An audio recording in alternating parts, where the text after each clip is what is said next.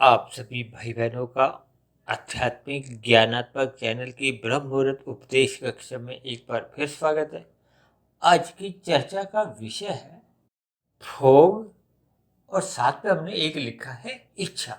देखिए, भोग को हमने रंगीन रंग से दर्शाया, जबकि इच्छा को हमने सफेद रंग से दर्शाया।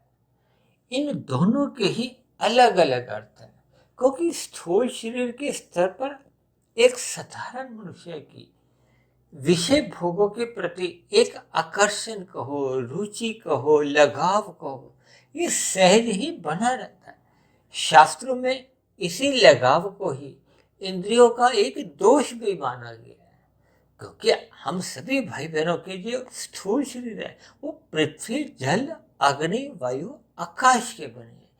शास्त्रों में इन 5 तत्वों को तामसी कहा गया है, जबकि ये जो भोग विषय हैं, गंध, रस, रूप, स्पर्श और शब्द, ये इन्हीं 5 स्थूल भूतों के ही सूक्ष्म तत्व हैं।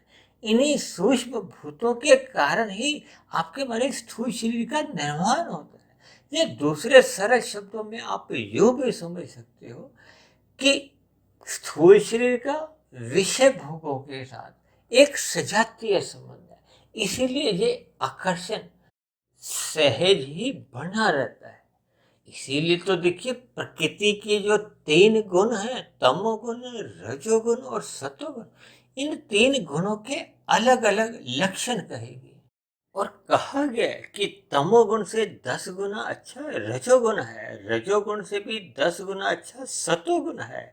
और अक्सर मैं तो अपनी चर्चाओं में सतोगुण से भी 10 गुना अच्छा विशुद्ध सतोगुण को बताता हूँ, क्योंकि विशुद्ध सतोगुण परमात्मा के लिए या आत्मा के लिए कहा जाता है। इसलिए तो देखिए, आज हमने इच्छा शब्द को सफेद रंग से दर्शाकर इसको सतोगुण या विशुद्ध सतोगुण के प्रति एक प्रेरित किया है, क्योंकि भगवान श्री कृष्ण ने तो इस स्थूल शरीर, जो कि स्वभाव से ही तामसी है, विषय भोग भी तामसी है, इस स्थूल शरीर को रथ की संज्ञा देकर इस स्थूल शरीर के महत्व को समझाया। क्योंकि मिले हुए जीवन में, यानी कि मनुष्य जीवन में, यदि हम सत्संग नहीं करते, सतोगुण का संग नहीं करते, जो कि रजोगुण से 10 गुना अच्छा कहा गया है, परमात्मा का ध्यान नहीं लगाते, जो कि एक विशुद्ध सतोगुणी सत्ता है, एक आनंद स्वरूप सत्ता है, यदि हम अपने मन बुद्धि को परमात्मा के ज्ञान विज्ञान में नहीं लगाते, ब्रह्म मुहूर्त में उठने का संस्कार नहीं जगाते, तो ये जो स्थूल शरीर है, ये सहज ही विषय भोगों की गलियों में गहरे तल पर उतर जाता है। बस इतनी सी एक साधारण बात है। ये विषय भोग जितने भी हैं, गंध, रस, रूप, स्पर्श और शब्द, ये रंगीन हैं, क्योंकि संसार को एक मेले के समान समझाया गया है। अक्सर देखिए, आपने कहीं कहीं ऐसा भी पढ़ा होगा ना भाई, 24/7 लिखा होता है, तो यानी कि विषय भोग 24 घंटे 7 दिन उपलब्ध है।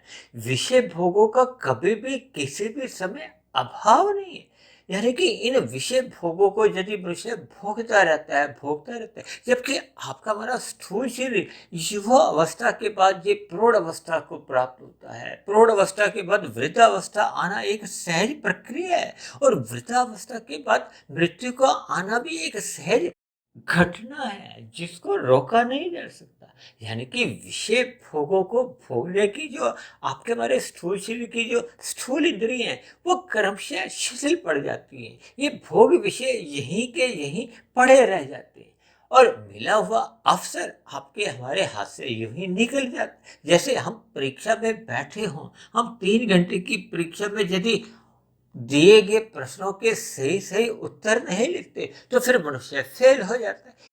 इसका अभिप्राय क्या है कि यदि मनुष्य मिले हुए जीवन में परमात्मा की सम्मुखता नहीं बढ़ाता, परमात्मा का ध्यान नहीं लगाता, तो आपका हमारा जो एक मिला हुआ जीवन है, ये यूं ही समाप्त हो जाता है। यानी कि हम मिले हुए जीवन में फिर तमोगुण या रजोगुण में जैसे जैसे पाप पुण्य कर्म करते हैं, उसी के आधार पर ही फिर मरने के बाद गतियां होती हैं। जबकि मनुष्य से नीचे की 80 लाख प्रकार की तामसी योनियां हैं। जब जब मनुष्य अपने मिले हुए जीवन में संचित कर्मों में पाप कर्मों की एक अनुपात बढ़ा लेता है, कि अक्सर ये माना जाता है कि जब जब मनुष्य विषय भोगों की गलियों का एक गहरे तल पर उतर जाता है, वो उनका व्यसनी बन जाता है, उन विषय भोगों की प्राप्ति के लिए आवश्यक कर्म कर नहीं पाता, तब ऐसी स्थिति में प्रमादवश फिर वो आलस्य में आ जाता है और अन्य मनुष्यों के सुखों को छीनकर अपने सुखों की पूर्ति करता है, जिसके फलस्वरूप उसका पाप कर्मों का कर्माशय तेजी से बढ़ता है और मनुष्य का मिला हुआ जो एक अवसर था, जो कि हमें परमात्मा को पाने की इच्छा के लिए मिला था, वो अवसर यूं ही आपके हमारे हाथ से चला जाता है। इस सभी बातों पर आप सकारात्मक गहरे तल पर चिंतन करें, ताकि हम मिले हुए जीवन का सदुपयोग करते हुए परमात्मा का सत्संग करें, ब्रह्म मुहूर्त में उठकर परमात्मा का ध्यान लगाएं। इन्हीं शब्दों के साथ आज की चर्चा विशेष को हम यही विश्राम देते हैं। शाम को फिर मिलते हैं संध्या बेला ज्ञान कक्षा में। तब तक अपने आध्यात्मिक मित्र सुधीर भाटिया फकीर को इजाजत दें। आप सभी भाई बहनों का बहुत बहुत धन्यवाद।